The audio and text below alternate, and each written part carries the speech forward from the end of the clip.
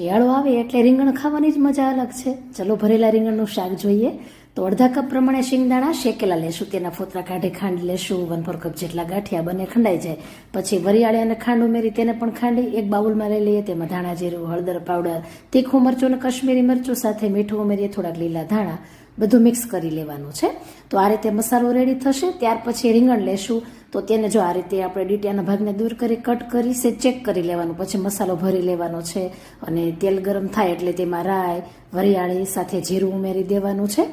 પછી ભરેલા રીંગણ ઉમેરી દઈએ. હિંગ ઉમેરવાની છે. એક બટાટું સમારીને ઉમેરશું. એક આદુનો ટુકડો, 2 ટમેટાના ટુકડા ઉમેરીએ. લાલ મરચું પાવડર, હળદર પાવડર, ગરમ મસાલો પાવડર ઉમેરી મિક્સ કરી લઈએ. અને જો રેસીપી ગમતી હોય તો શેર પણ કરજો, ટ્રાય કરજો. ખૂબ સરસ બને છે. અને મારી ચેનલને સબસ્ક્રાઇબ કરી લેજો. 1 ગ્લાસ પાણી ઉમેરી મેં મીડિયમ ગેસ પર તેમાં 4 વિસલ કરી છે. અને જો કેટલું મસ્ત લાગે છે રોટલા ભાખરી સાથે, તો એટલું ટેસ્ટી લાગે.